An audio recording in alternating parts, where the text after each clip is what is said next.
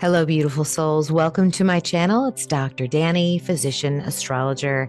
In this video, I'm going to talk to you about the November full moon that is coming up in the constellation of Aries.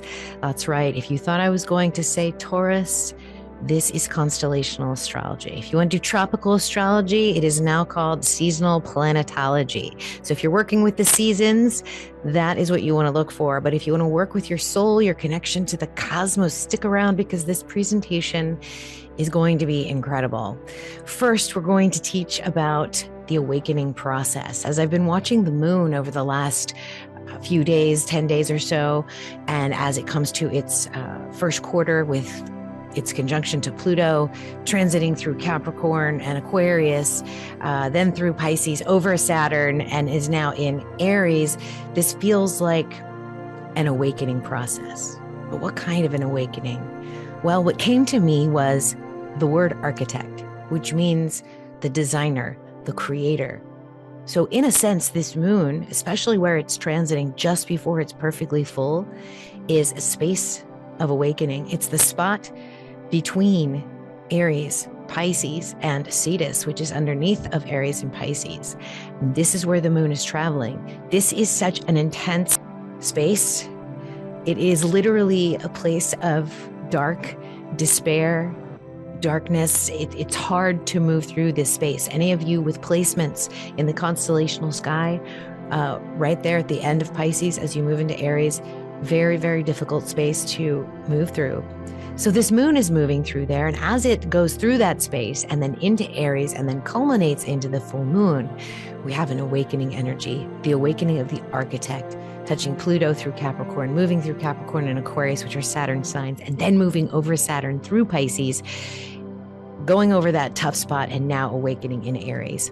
So what I thought I'd do is I'd share my screen. I'll go through the presentation. We'll do the teaching on awakening. We'll just sit and marinate in that energy, what that means.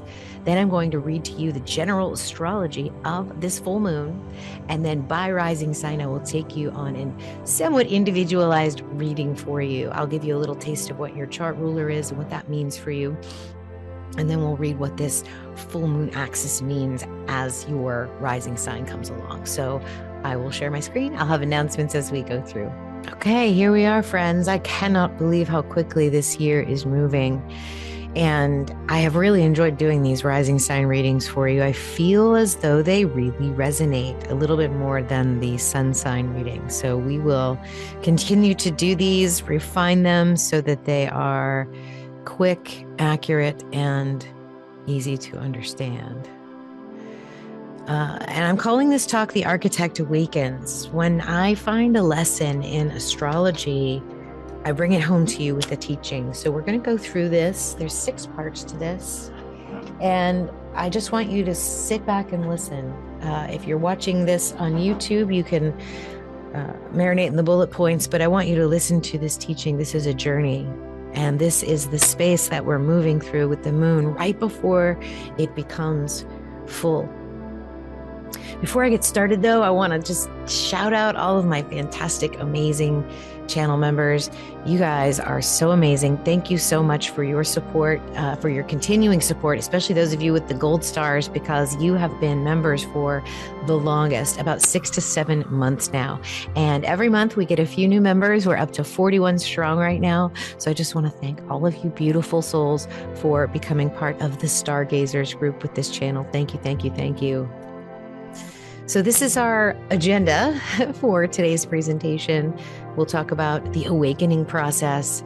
We'll describe the full moon astrology for the general collective, and then we will dive into the individual rising signs. So the awakening process. You can feel it before you can name it. Something beneath the surface begins to move, subtle as the hum before lightning. The structures you've lived inside start to shimmer. They are revealing themselves. They're collapsing around you. They're rebuilding themselves. This is the hidden architecture of your life, your choices, and your relationships. It's as though your soul suddenly remembers how it all fits together. The architect within you begins to stir when you realize Your life has never been random.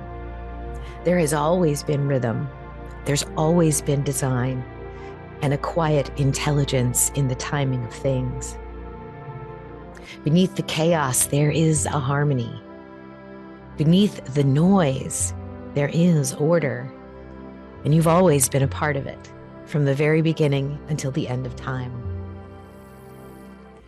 So the awakening process, it's not going to the mountain and praying and starving yourself and fasting and staring at the sun to gain enlightenment. It's literally a remembering that everything that is around you, that is created, is participatory.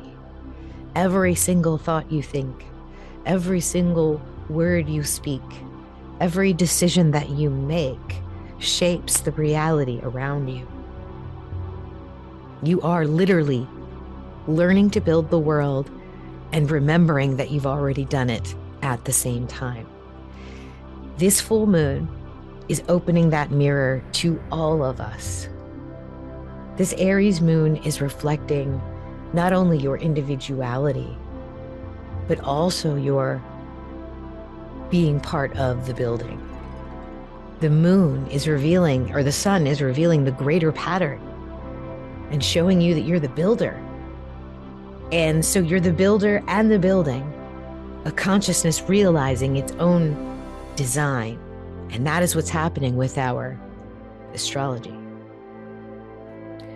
So what's being realized here? Well, you see the patterns, you see the connections throughout your life. You've always had a feeling or a sense that there's been this blueprint, this divine order, a divine order that holds the stars in orbit and guides the seeds to its destiny.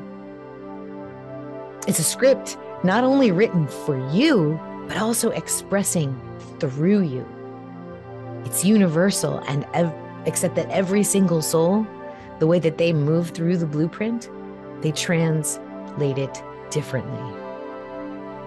And so in astrology, this design speaks through geometry, the angles and the aspects, their coordinates in the system. They will show us how energy prefers to move. And then when you add your natal astrology onto it, how it chooses to move through you. And when you begin to understand this, life shifts from what am I supposed to do? Who am I supposed to be? To how can I move with what already wants to move through me? Don't get me wrong, I'm not talking about fate here. I'm not talking about a script necessarily. I'm simply talking about a potential that you can call a blueprint. But it's more than that. It's alive, it's responsive, and it's evolving with your awareness, with every thought and every action and every deed. So the moment you meet this destiny consciously, that which you see in your chart, then you begin to reshape everything around you. And as a consequence, you reshape yourself. You become the architect. You're the builder, you're the building. You see the blueprint, you know that when you move through it, you translate it differently because of your unique form. And this is where the co-creation comes to bear. And so if we are saying that this blueprint, this resonance, this pattern already exists, what is our role in it? And the answer lies between surrender and creation. A moon and a sun. The 11th house, the 5th house, the oppositions across the chart. The divine provides this geometry, but our awareness is what animates it. So co-creation begins when we realize that our choices are part of this cosmic conversation.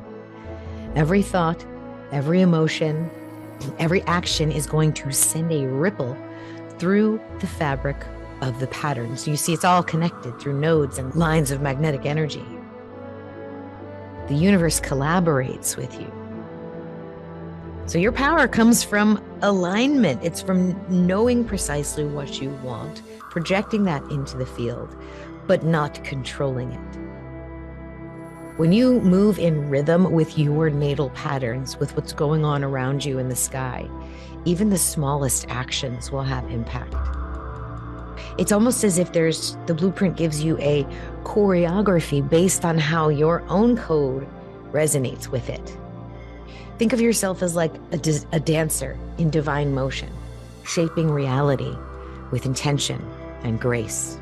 So part 4, the living design. So once we know about this blueprint, once we see how it interacts with our own code, understanding becomes embodiment. Insight turns into aligned action, and design begins to breathe through your life. So you're no longer building unconsciously. You're building now with an awareness of your co-creatorship. And it evolves with every choice, and it's never stuck in stone. And so each cycle, each full moon, each new moon, each Mercury retrograde, each Venus retrograde, each Mars return is going to reflect how this pattern is alive within you.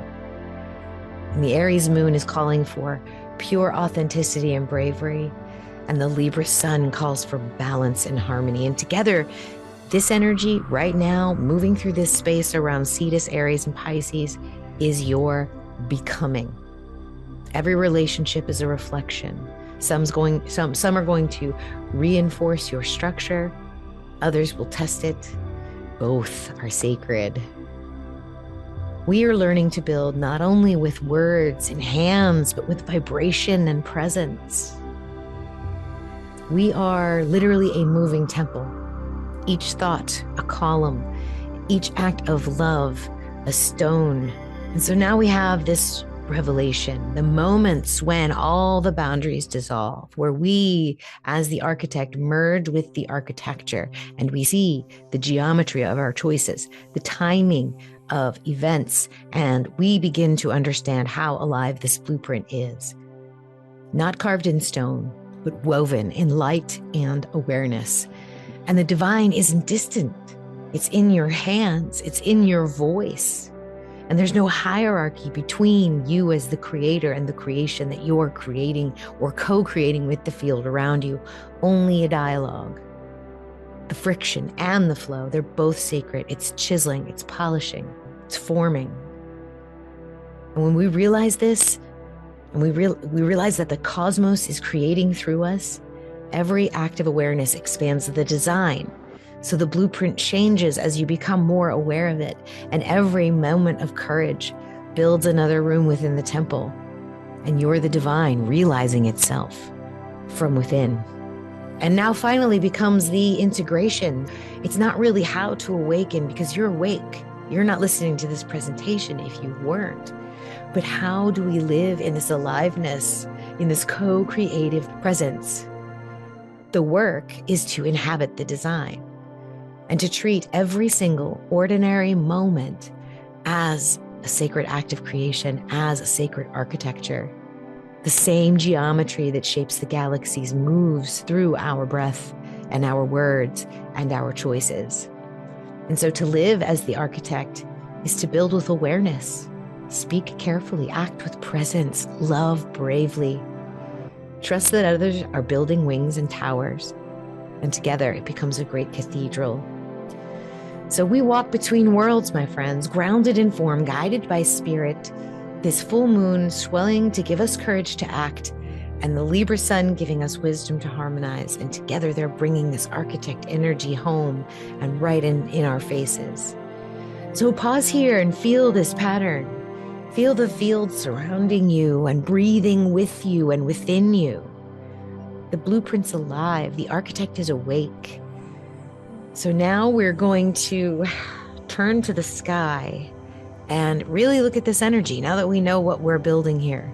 If you need a review of the energy that's been coming up to this point, I suggest connecting with the shorts videos. There should be about 10 of them by the time this full moon comes that will lead you through the arc of the awakening of the architect. This is the culmination. Really, you all need to start your lunar cycles with the new moon, not the full moon, because what you've already planted, the new moon seed is coming to fruition here. And so what I'm reading to you, what I'm sharing with you is the culmination of the seeds that we planted 2 weeks ago. So let's get into this. This is the full moon on 11/5 of 2025. And as I mentioned, this moon's been traveling for the past 2 weeks through this space right in here. And the first quarter of the lunar cycle is when we are called to action. And when the moon was back here 1 week ago, this is Capricorn energy ruled by Saturn, hitting Pluto, squaring the sun. Square energy is very Saturnian. Then it spent a day and a half in Capricorn and a day and a half in Aquarius. This is also traditionally ruled by Saturn. Crosses our north node of destiny and then actually crosses over Saturn himself. Then goes through this energy that I spoke of when we were looking at, when we were talking about this part of the sky. Cetus is right under here. This is the transformation point. This is the literal death of the ego, despair, and darkness, followed by an awakening. Okay, so it's very architecture, Saturn building energy, being broken down and renewed. And then this is a more acute energy right here as moon passes over Chiron and into Aries. So that's what the moon is showing us from this space. And then we have the sun literally just moving into Libra. So we're at the very beginning of the scales. We're at the very beginning of this yearly journey into the underworld. This is often called the burned path. The architect has been awakened, I believe, to navigate this next part of our sky, which will be very, very intense. It always is. For the northern hemisphere, it's the approach of our winter solstice when the sun dies and stands still. And for our southern hemisphere friends, it is the approaching peak of your summer solstice. Either way, there's an intensity around the solstice inflection points of the solar cycle. Most of us live up here in the northern hemisphere, so we're experiencing the dying of the light. And as sun moves through Libra, this is in fact the energy of the underworld, like getting rid of everything that doesn't serve you. It's really unfortunate too, because tropical astrologers or planetary seasonologists are telling us that we are in Scorpio season right now, which isn't the case. We're not even there yet. We are, that's where there's complete surrender and healing. But this is the windy path we have to walk here, very balanced. We have to measure our heart against the feather. So here's this really intense opposition, a critical degree sun entering the underworld, and then moon recovering from this very intense transit from Pluto to this space to being the full moon. So ground your space here. This is an awakening, okay? And awakenings are not always wonderful. What is nice, though, about this moon is that there are some nice aspects to both sun and moon, and it comes from the lunar nodes. The lunar nodes is our path of destiny. So from a collective standpoint, this is where we're coming from, the childlike, loving, heart-filled energy of Leo, innocence, returning to the magic of love and spirit, and that's shining the moon. Upon that awakening, we are gifted with this very pleasant energy of innocence and returning back to what's pure and what really works. So I like this. I like this a lot. Then the sun at the critical degrees of Libra is getting a taste of our collective destiny here with Rahu.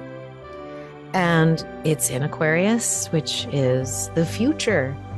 It's improvements it's improving and building upon a dream that's coming for all of us collectively. So the sun really wants to focus on that as it moves through the underworld. What are we getting rid of that doesn't serve us anymore? How can we propel ourselves into this brave new futuristic world that we're walking into? How do we use all this new technology intelligently and in a way that serves humanity and doesn't take away our individuality, right?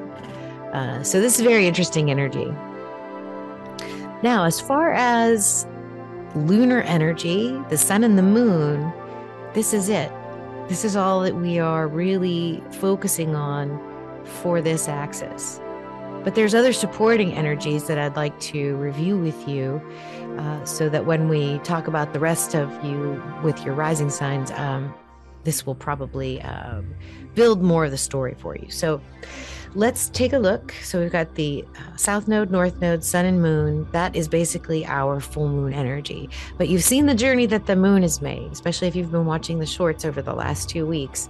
We are moving into an architect awakening space. You're becoming the builder. You're going through the challenges to become the master, to build a brave new world with your own individual creativity and spark. Here's what might trip us up. This has 2 benefic planets in a square to one another, which isn't always bad, but can lead to excess.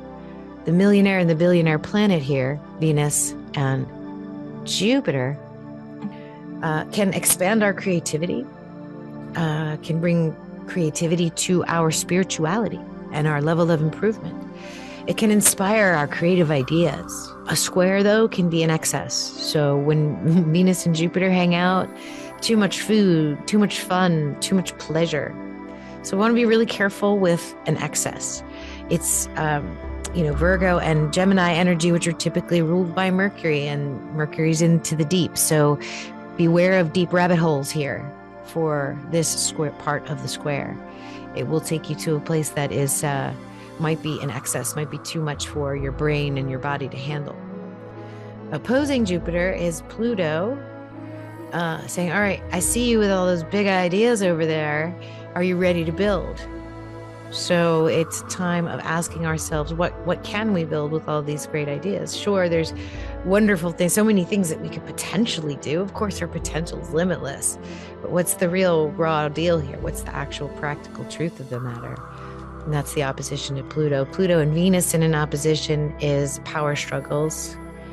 What you want to do, what you want to create, what you want to inspire, and, the actual, rolling up your sleeves and doing the work. Someone may ask you a little bit more than you want to give, but you may have to give it. Pluto may require that. He's a very demanding energy. But he's a purifier. He's powerful. He's the Lord of wealth. So it feels like there's a lot of money moving hands here as well. We have the Lord of wealth, the billionaire planet, and the millionaire planet, all kind of in a very intense conference right here. And then Chiron is the wounded healer teacher, the immortal that rose souls from the dead. This is also our greatness. As a collective energy in Pisces, it's our disconnection from spirit. And so we have a lot of power at our disposal here, but if we're not using it for the highest good, if we're not using it with a connection to source, we might find ourselves very vulnerable, very wounded, perhaps losing things that we didn't want to lose. Whereas if we're living in our greatness, being vulnerable and honest, we might find that many things are going to come our way that will benefit us. That's the beauty of a challenge. Because when you can master that challenge, you get the benefits of that. You don't win a race by watching it. You win a race by running it. You don't earn the gold medal by hanging out on the couch. You get out there and you train and you do the work and you make the decisions. And that's what there's a lot of very, very adult decisions that need to be made out here in this space. The more you live in your greatness, the more benefits it will have for you, I think. So in general, that's that mystic square that we're dealing with. When we get to your charts, I'll review the positions. So for example, on this chart, guys, this is Libra Rising. So when we read Libra Rising, you will know that you've got Venus in 12, Jupiter in 9, Chiron in 6, and Pluto in 3. And so what does a mystic square in your chart in those houses look like for you? What big boy or big girl adult decisions do you have to make out of greatness rather than victimhood? For Libra Risings, for example, that would be around communication, local environment, subconscious energy, wisdom, and service. Okay, so those are the houses that will be affected by this square. Is one more opposition that we need to talk about, and then I'll talk to you about this really, really powerful energy and bring it home into the architect energy. Here it is. This is Black Moon Lilith, Mars, Mercury, all conjunct right here. They're in the scales of Libra and the claws of Scorpio, and this energy is all close enough to oppose Uranus retrograde in Taurus conjunct the Pleiades. This is a very steady energy here. It's going to be here for a while, at least for the next 6 years or so. And we look at Uranus as the cosmic communicator. If Mercury is the sort of the lower octave of communication and connection, then Uranus is the higher octave. It's the OG, it's the creator god. And it's our individual spark of divinity. It can mean revolution. It can mean rebellion. It means doing something differently than everybody else. It works really well with Saturn, especially when we have mastered something or have become the expert in something. Then you become the one who can break things without harming people. Otherwise, it can be an agent of chaos. Sometimes it can be very unexpected change. In Taurus, it's all about our stuff and our financial sectors and money. And so things around that may be strange. Things might be reinvented. Things might change unexpectedly. So Uranus is definitely doing a job over there. Individually speaking, it's asking our nervous system to ground these new cosmic codes. Three-eye atlas, these eclipse energies, the energy of astrology, anything that you're getting from a beyond the solar system type of place, Uranus is bringing that to us. And our nervous systems are deeply connected to our body, which is Taurian energy. So it's like a connection of being able to update your DNA or upgrade your DNA. And across the chart, you have Black Moon Lilith, which is, you know, your creative potential, the part of you that you don't see, that you banish. And then Mars is your action, and then Mercury is your mind and how you speak and communicate. And Uranus is like saying, hey, you need to check in with me over here. There's some very new energy coming in, and you may be asked to take some action on it. You may be asked to reveal something about yourself. You may be asked to investigate something about yourself that you never thought you would be investigating before. Mercury likes to figure things out. Mars wants to help. Mars wants to do the research. And Black Moon Lilith is waiting to be discovered. And maybe through that Uranian energy, through those cosmic codes, her purpose and her identity in this life will be more clear through this transit. But these guys are also involved with Jupiter and also involved with Saturn and Neptune.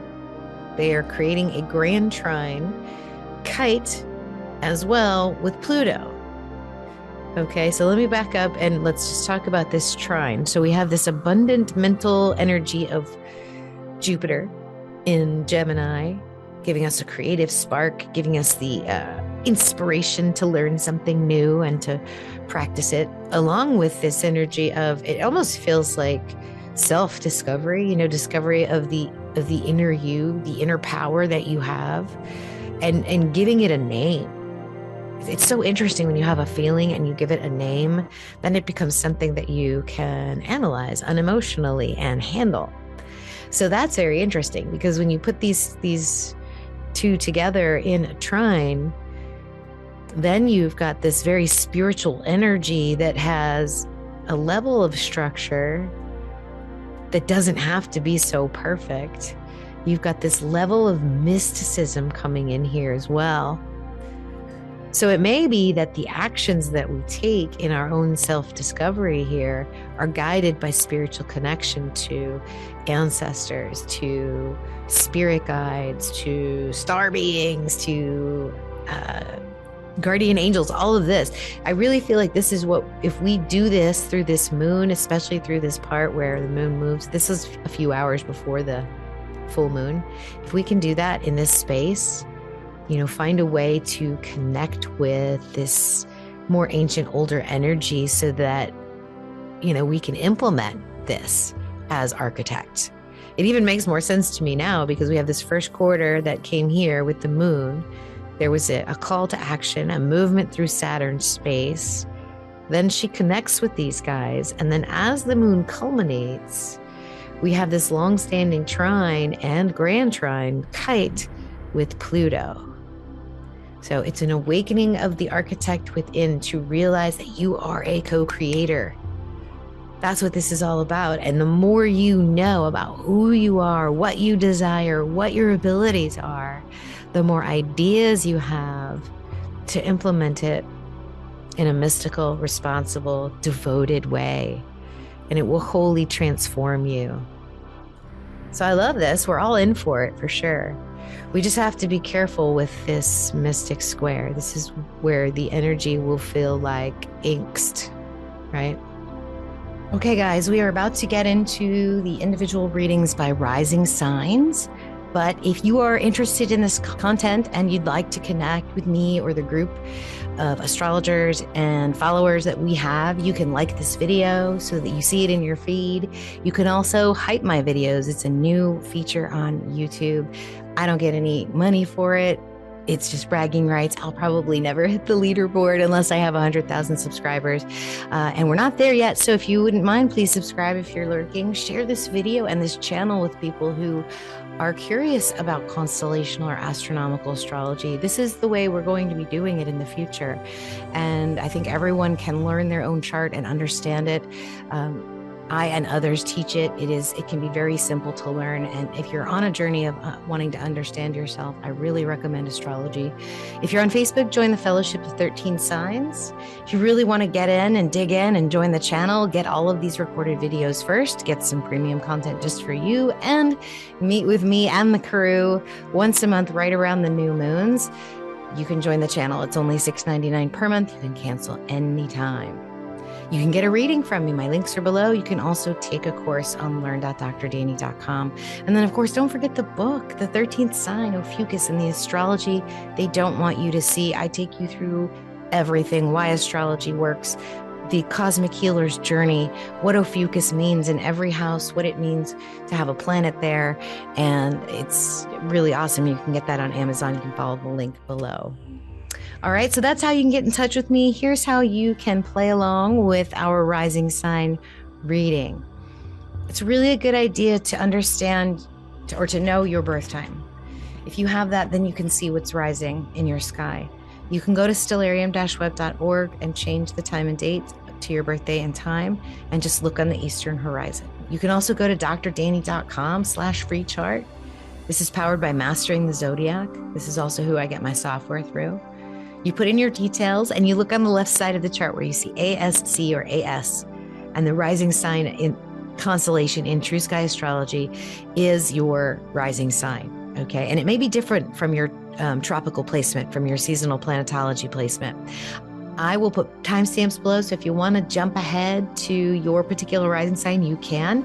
Those of you that are in any of my courses or in Stellar Foundations or follow me may want to listen to all of them, because you can learn a lot by listening to how I do the readings as well.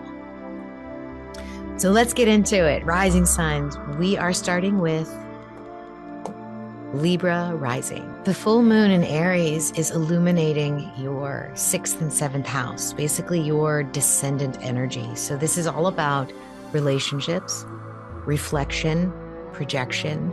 This is the mirror of the soul. Libra Rising, you're going to see yourself through people you attract and the dynamics you create. When the moon is full here, your relationships are going to become portals of awareness, showing you what you're ready to integrate and what you have outgrown.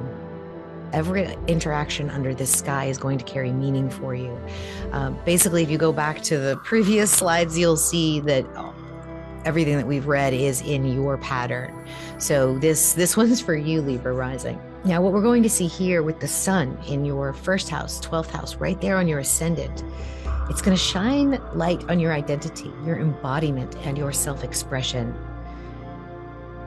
This is like an annual solar renewal. As the sun crosses the 12th house, 1st house gate, moving into the 1st house, it shines light on identity. The sun reminds you that authenticity is the foundation of harmony.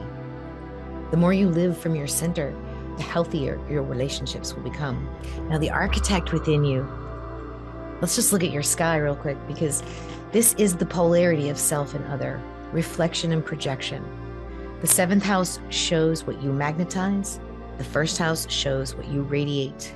And when this axis is balanced, you see clearly that relationships are never about ownership. They're about conversations between the souls. The enlightenment here comes when you stop reaching to the mirror and begin learning from it.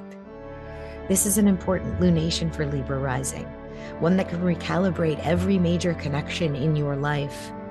You are the builder of your relationships and the patterns. Partnerships may ask for new terms. As you come into this awareness, as you come into this awakening, you'll be changing the very pattern of your relationships, and that will be reflected back to you.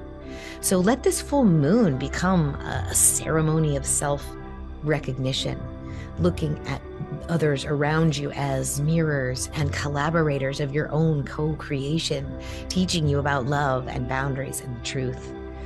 This can also restore alignment for you, because as you change and evolve, and as that mirror reflects the new evolved truth of you, the sky reminds you that what you love is the most powerful teacher of all. So under this light, the self you don't see comes into view. Integration happens when you can love that which is unseen just as much as the one that you would show the world. And so this is how your reflection becomes revelation. Scorpio and Ophiuchus rising. So the full moon is going to be here in your 6th house, and the sun will be in your 12th house. The 6th house is the realm of sacred work, health, discipline. This is the house where karma is made visible. So what do you have in your 6th house? Mars rules your 6th house. Where's your natal Mars? Mars traditionally will be ruling your chart, or you could also pick Pluto as your chart ruler. So Pluto has been a big player with this, and then so is Mars as a dispositor of this energy.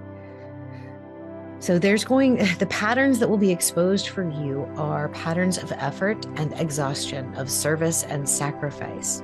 So the blueprint that you're looking at is, and what you need to ask yourself, Scorpio rising, is, are you serving from alignment or from obligation? So the body is almost as if it's the clarion call. It's the messenger. It's going to reveal to you through what you're feeling, what the spirit has been whispering to you. So enlightenment is not going to be found in the escape energy, but in the devotion to the task. Having the sun in Libra in the 12th house is illuminating this rest and the reflection and the subtle word of spirit. That's how you find out what your body's saying to you, by slowing down. This is the realm of enlightenment, where you meet yourself beyond identity and beyond striving. This is surrender, right? Bringing consciousness to the unseen, bringing light to the underworld, revealing what the psyche has been carrying. And the 12th house reminds you that everything you do in the outer world begins in that inner world. So when what you're doing in service doesn't align with how your body is feeling, slow down, listen to spirit, and it will be illuminated to you. So let's look at your sky. This is what would have been rising the moment you were born, Scorpio and Ophiuchus rising.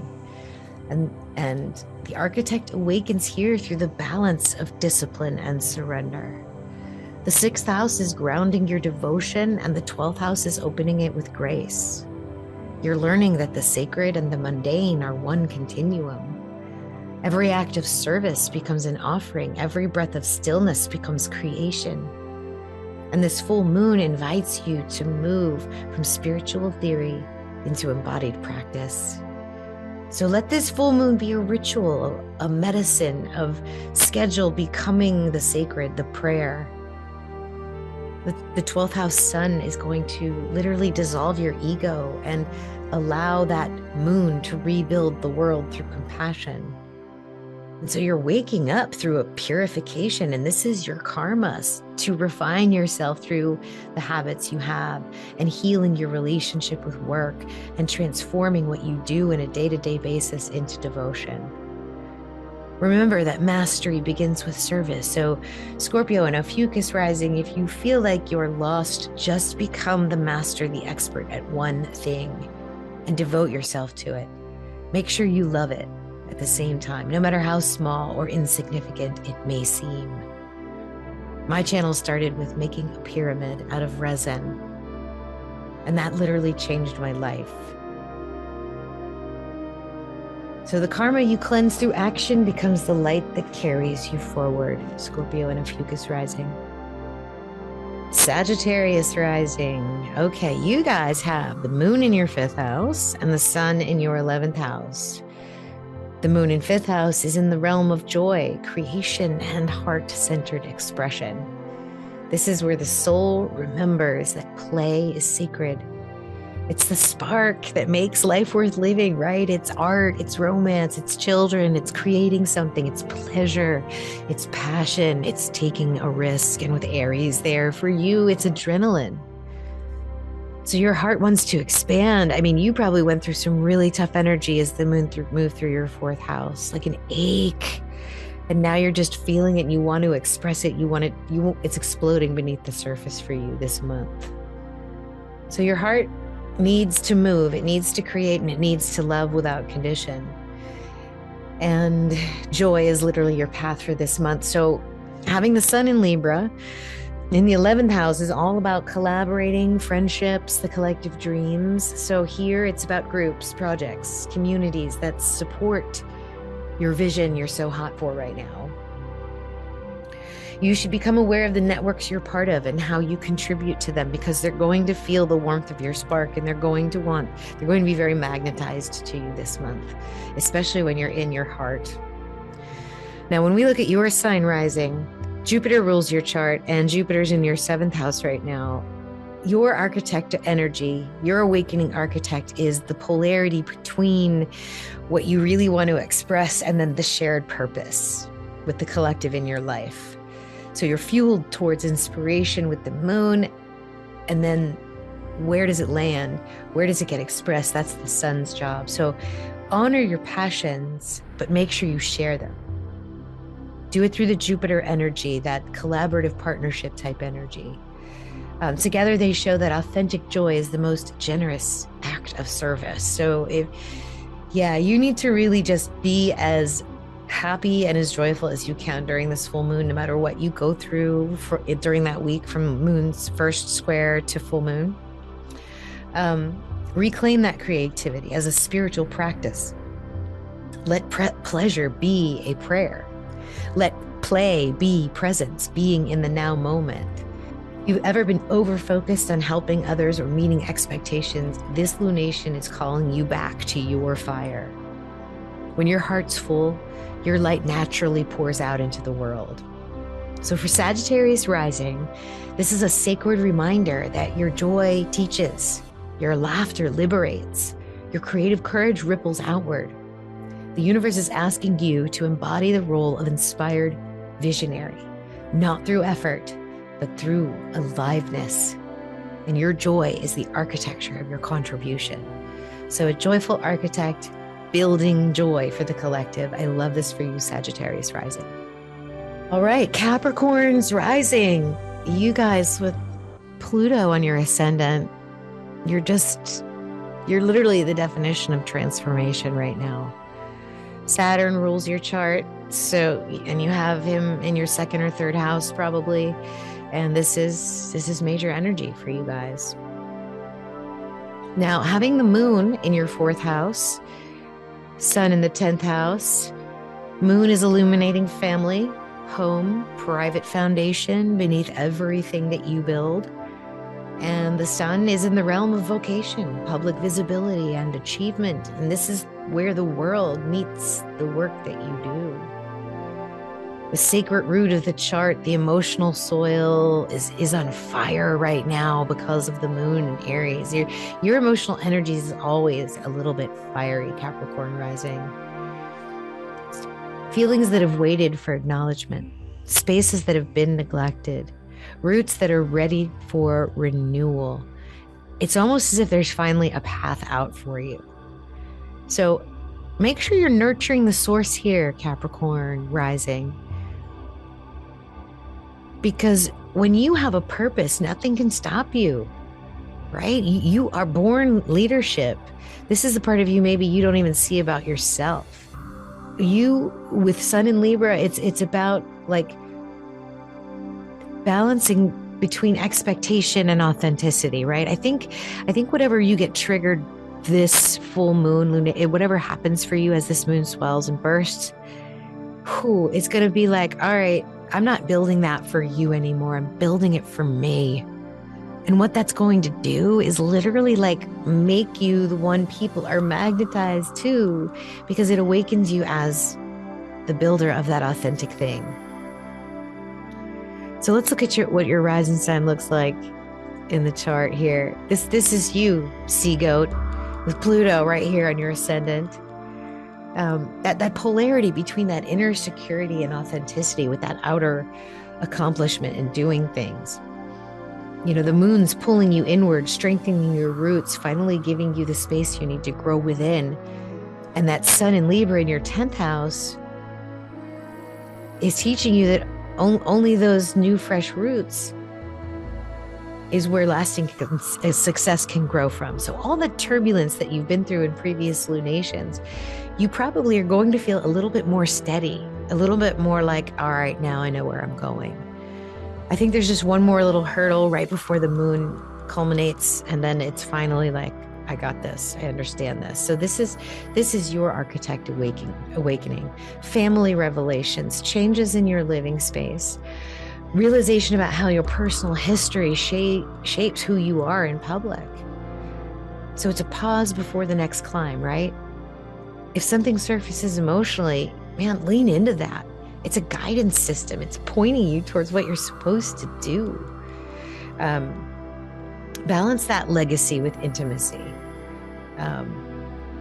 Purpose without grounding is just performance, and you're not into that anymore. You don't even feel it anymore.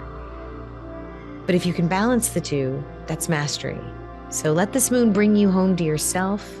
Honor that private world, honor that authentic self. The stronger that public light's going to grow. So your heart's the blueprint for you on whatever it is that you are constructing. Capricorn architect. Aquarius rising.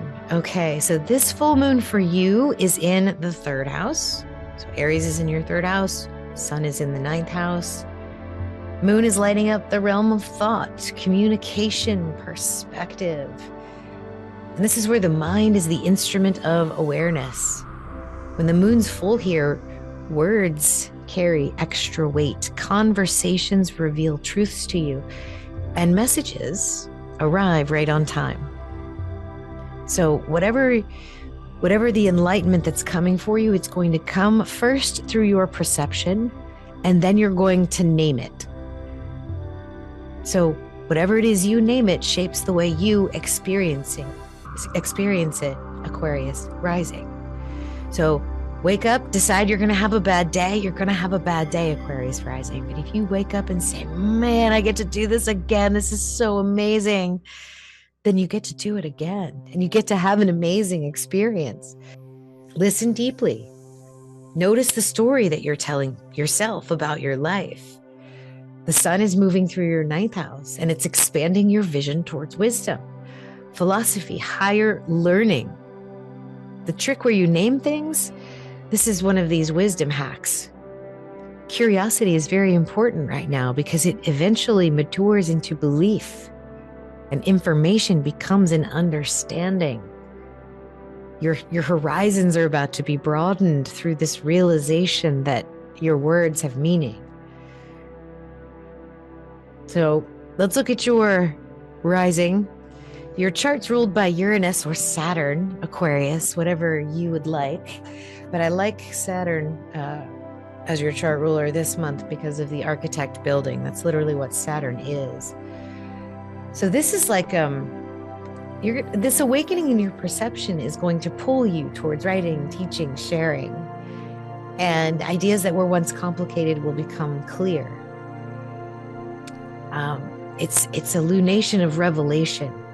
The voice, the thought, the belief, they're all undergoing like this rework, this calibration, and asking you like, what truth do you stand on? And that's really, really important. So how do you live it and speak that new truth? This is a reminder that language is a bridge between worlds. So wake up and own the day. Carpe diem, seize the day. Thank you for another chance to do this. This is beautiful. This is wonderful. Beautiful things are happening. Aquarius Rising. Okay, Pisces Rising. This full moon is in your second house and the sun is moving through your eighth house. Neptune rules your chart. Neptune is on the ascendant with Saturn. So this is very much an architect moon for you. This is second house is self-worth, money, the stuff, material stability, feeling safe. It's where you learn to receive, to stand firmly in your value. How do you relate to having things? It's not just possessions and stuff, but like confidence, pleasure, self-respect, enjoyment. Abundance begins with appreciation, not just of things, but of yourself as well, of how you take care of your body.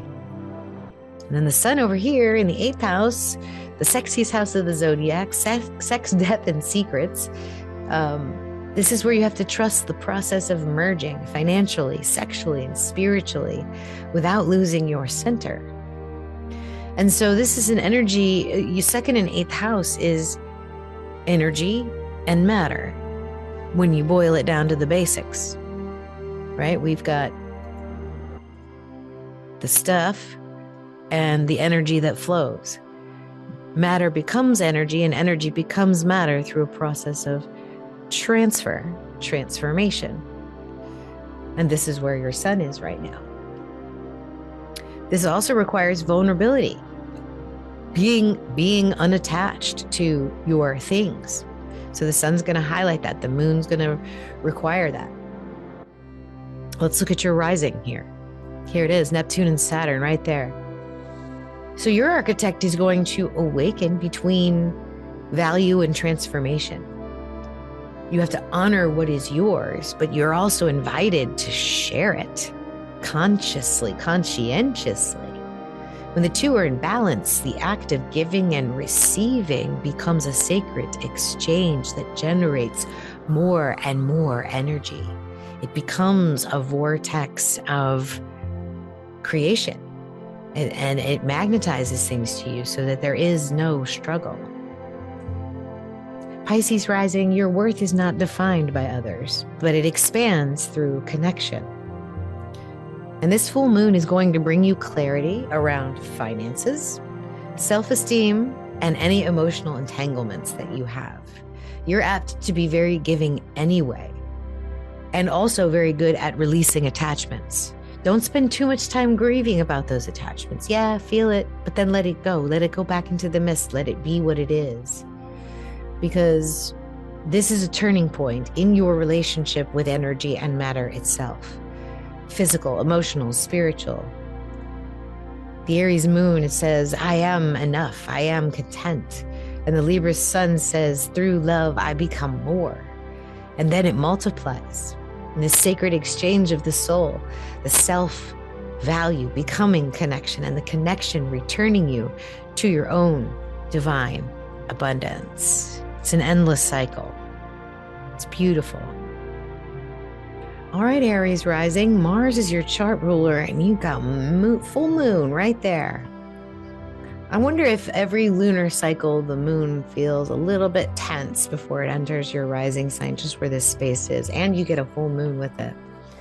I mean, it's shining right on you. So your architecture moment is literally realizing that you are the architect and the architecture. So the first house is identity, vitality, instinct. Emotions will surge here because the self is waking up. You're finally being called to act, to initiate, to declare something you've only recently understood about who you are. This energy might feel very raw and electric too, with Uranus in your first house, urging authenticity like above all else. So false energy you probably have a very almost violent emotional reaction to it. Libra Sun is in your seventh house, the realm of relationship, reflection. Every connection for you, Aries Rising, is a mirror. What you admire, what you resist in other is going to reveal the deeper truth about you and about your own growth.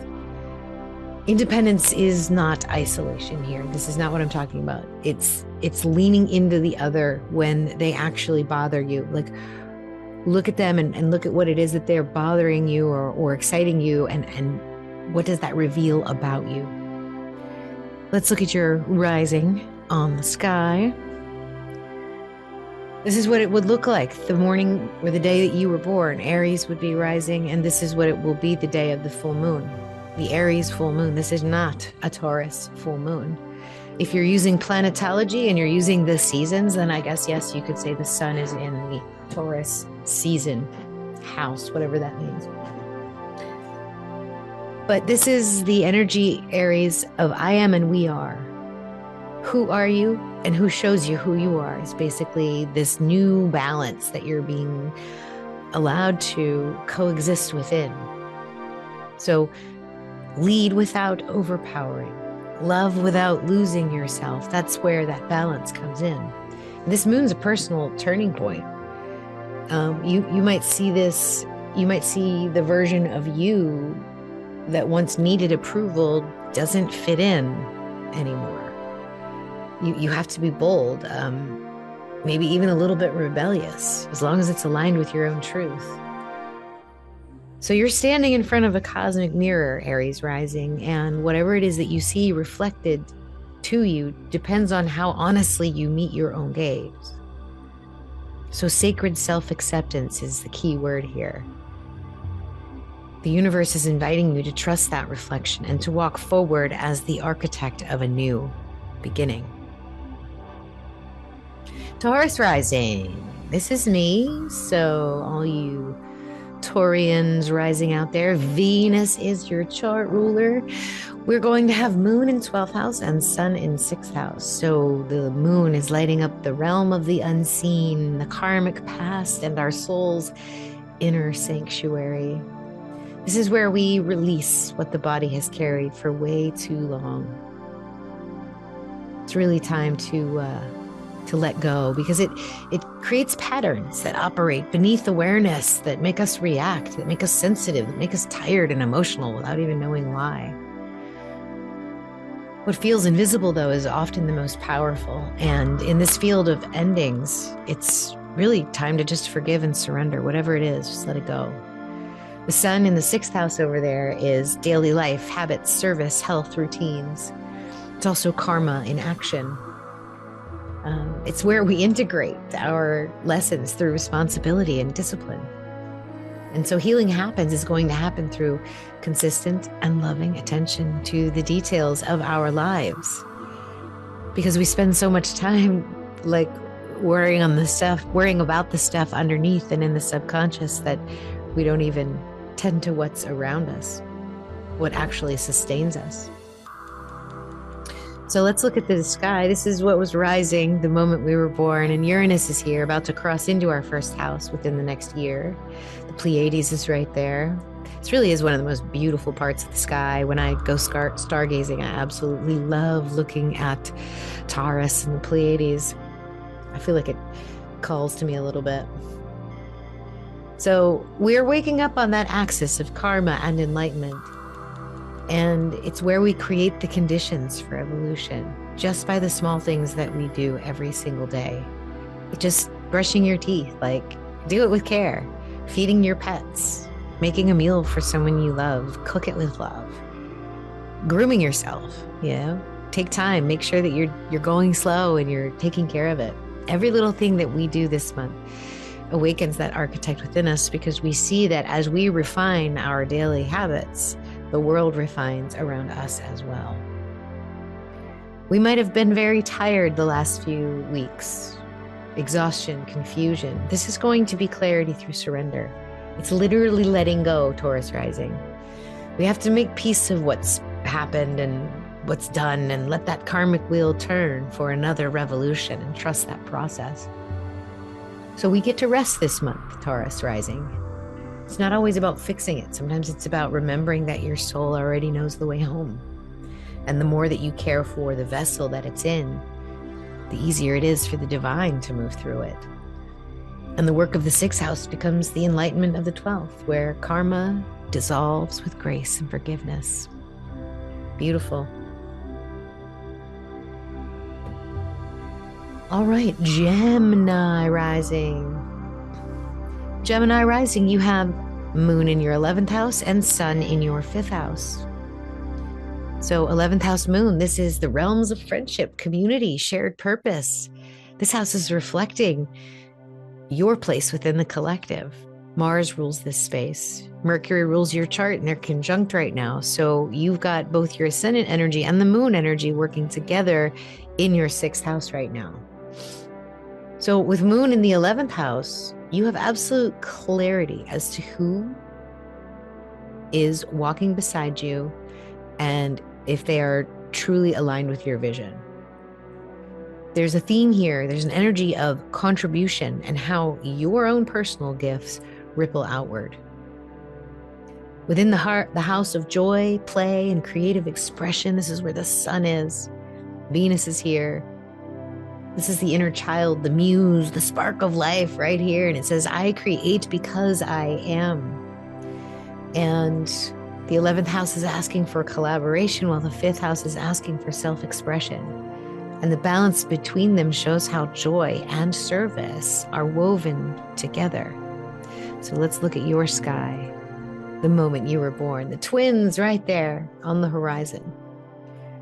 It's an awakening through a polarity. I would even say a duality. You're being shown how your unique passion contributes to the collective dream. You also have Jupiter here, just under your horizon. Your ideas matter, and you get to infuse them with joy this month. When your creativity comes from an authentic place, it will naturally land and find its audience. And when joy is shared, it has a purpose. So notice where your light shines the most. Is it in your art? Is it in your teaching? Is it in your laughter, your leadership? Whatever feels alive within you is what's meant to be offered. So we don't need another version of perfection. We need genuine expression from you, Gemini Rising. Reconnect with what inspires you. Revisit projects or friendships that make you feel alive. And the people that appear around you in this lunation will mirror your next phase of evolution. The joy that you cultivate privately will become the contribution that uplifts others. Okay, Cancer Rising. The moon's in your 10th house. The sun is in your 4th house. You're the opposite of Capricorn Rising. The moon rules your chart, so you always feel into the major inflection points of a lunar cycle. When the moon is full here in Aries, this is the place of purpose, visibility, accomplishment. It's your public identity. It's the efforts and the commitments of your life that become visible to the world. And so you will be called to step forward and to redefine what success truly means to you. What are you building that will last? The light of this moon clarifies the direction and reminds you that leadership is not about control. It's about integrity and example. And it's reflecting the light of the sun in your 4th house right now, in Libra, illuminating home, family, and the emotional roots that nourish your path. The 4th house is the soul's anchor. Venus is there too. It's where you return to remember who you are when the world grows noisy. That's where you're going to find your creative inspiration. Here it's warmth and reflection with the sun there. Does your foundation support the structure you are creating in the world? That's really the point of this full moon for you, Cancer Rising. Let's look at your sky. The quietest stars in the sky. Here you can see Jupiter getting ready to transit into Cancer. We're not there yet. We're still in Gemini. We're going to go a little bit into Cancer, and then it will retrograde for a spell and then come back, and next year it will enter Cancer. So Cancer Rising, you're about to have Jupiter on your ascendant. Whenever Jupiter crosses your ascendant within the year, you may change jobs. The architect in you is the polarity between home and purpose. Life may have tilted way too far in the past several weeks towards external goals. The sun is pulling you back towards balance. It's asking you to strengthen those inner roots, because the stronger those roots are, the higher that you can reach without falling over. The Aries Moon is calling you to trust that the world is ready for what you have to offer. Your professional path and your personal healing are no longer separate stories. They are reflections of the same design. So you're going to find recognition or realization. Either way, it's going to show you what your soul's work is, and what the worldly work is, and how they intersect. You will need to allow yourself to be seen, but stay grounded in your truth. And then the 4th and the 10th houses are going to remind you that visibility without nourishment burns you out, while nourishment without action dims it. So the goal's harmony here, right? Balance. Spend time this week tending both the sanctuary and the vision. Let your home life and your career speak to one another. The balance that you find now is the architecture of lasting fulfillment. All right, Leo Rising. I hope you're ready for this architect awakening. This is all about why am I here and what do I believe? What gives my life meaning? The moon's in your 9th house. Mars rules your 9th house. Mars is in your 4th house with Mercury. Action and will behind what do you believe? So there's an illumination here through perspective. Something that you've been studying, teaching, or seeking will finally click into understanding this month. The 9th house is going to expand the horizon and call you beyond the familiar. Then you got Sun in 3rd house, the space of communication, study, and immediate environment. This is where your knowledge becomes language and wisdom becomes the story. So the sun's light here is emanating out and transmitting across the sky, reminding you that true mastery is not only shown in what you know, but how you speak, write, and share. So let's look at your sky. This is what your sky would have looked like. I love Leo Rising. And so knowledge and wisdom is where your architect awakens. 3rd house representing information, 9th house representing integration into truth. You're being invited to align your voice with your vision. Speak from what you know in your bones rather than from repetition or theory. What you're going to experience with this full moon is clarity around teaching, writing, travel, or education. And it may also reveal where your words or beliefs need to evolve or change. The mind and the spirit are syncing with this lunation. You want to be very curious because that will help you deepen your understanding. And every conversation that you have is a chance to expand your consciousness. And every new insight refines your compass. So the sacred work for you is bridging intellect and intuition. Trusting what feels true, even if logic has not caught up yet. And then when your knowledge is shared from your heart, it becomes light. So remember, your words carry fire. Use them to inspire and to teach and to guide. That's the sacred compass within you, always pointing you towards the truth. If you follow that, the path ahead will unfold in brilliance. Virgo Rising, last one. Last but not least. Okay, Virgo, the moon is in your 8th house and the sun is in your 2nd house. So the 8th house is intimacy, shared resources, emotional depth, sex, death, and secrets. It's right. It's where transformation begins. Mars rules this space. So Mars rules your 8th house, and it's asking you to merge with something greater than yourself, a person, a purpose, a truth. You're going to have buried feelings come through this moon transit. They're going to rise to the surface. So anything that comes up, be aware of that energy and allow it to flow, because prior to this, you've probably been blocked. So this will feel very different. This will not feel like the normal emotional moon energy. It's going to reveal a pattern of giving and receiving that shapes every relationship, including the one that you have with your own soul. Now, the sun is in 2nd house in Libra. This is literally the temple of self-worth, embodiment, and material value. So you can't share anything, which is what Moon's asking you to do, if you don't possess it first. So you must love yourself. You must tend to your body and claim the right to thrive. These are literally the spiritual foundations of generosity. You must have everything you need to survive so that you can blossom and become spiritual. So the more you recognize your worth, the freer you become to share without fear of loss. So for Virgo, Mercury rules your skies traditionally. I like Venus. You can use either.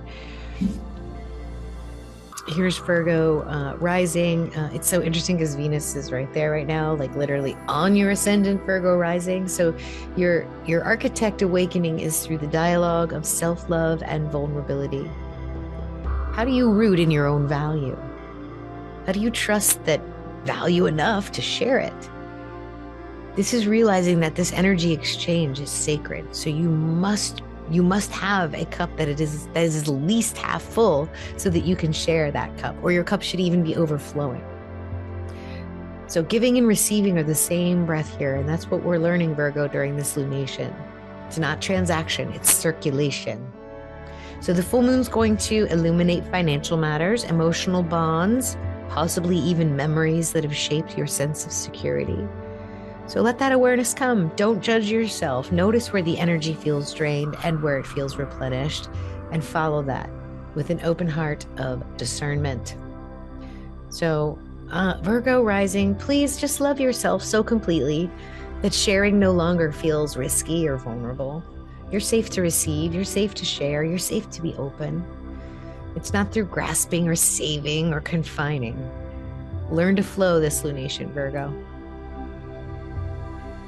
Thank you so much for listening. That concludes the presentation portion of this. Thank you so much for watching the channel. I appreciate each and every one of you. And until the next time, namaste, my friends.